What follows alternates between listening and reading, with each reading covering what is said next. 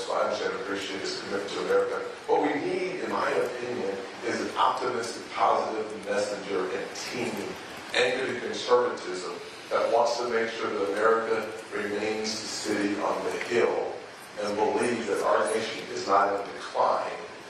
But under President Biden, we have been a nation in retreat. You know, Senator, you made some headlines yesterday and even today in the New York Times when you were asked about the work stoppage of the auto workers in Michigan, and your quote was, "The strike, the fired," reminiscent of Ronald Reagan. Can you just expand on that quote? Yes, certainly, happy to. It's also nice to be quoted accurately, which was really difficult for me to do. I remember exactly what I said. I was talking to someone asked a question about the UAW, and one of the things I said was that, in the Ronald Reagan years, when the FAA had their strike, one of the things he did was he fired them. Obviously, the president doesn't fire those in the private sector, but he can do so in the public sector. And importantly, as a note, and I think this is really important, I use that as a bridge to have a conversation about the fact that unions that are negotiating too often overpromise and underdeliver. So much so that President Biden's first bill, the COVID relief package, y'all remember the COVID relief package, $1.9 trillion worth of spending, checks going in the mail very quickly. The only thing missing in the COVID relief package was the COVID relief.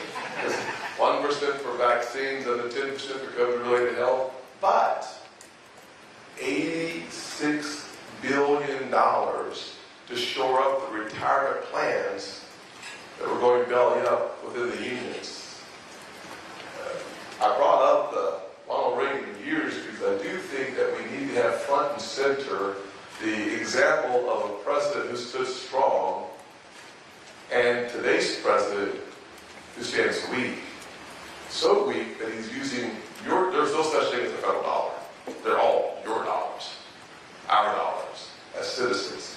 Taking $86 billion out of our collective pockets to use that to shore up the unions, in my opinion, is wrong. Third thing I say, really important, is that as a member of the Finance Committee, I will never forget the union widow who was promised $4,000 a month in retirement and needed to depend on the federal backstop of $1,000 a month because she was promised something and not delivered.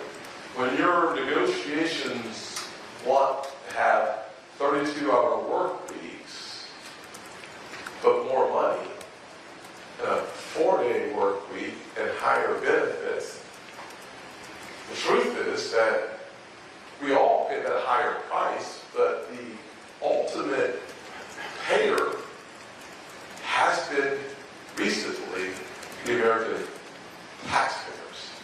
And so that's what I said, but they only clipped it with a minute that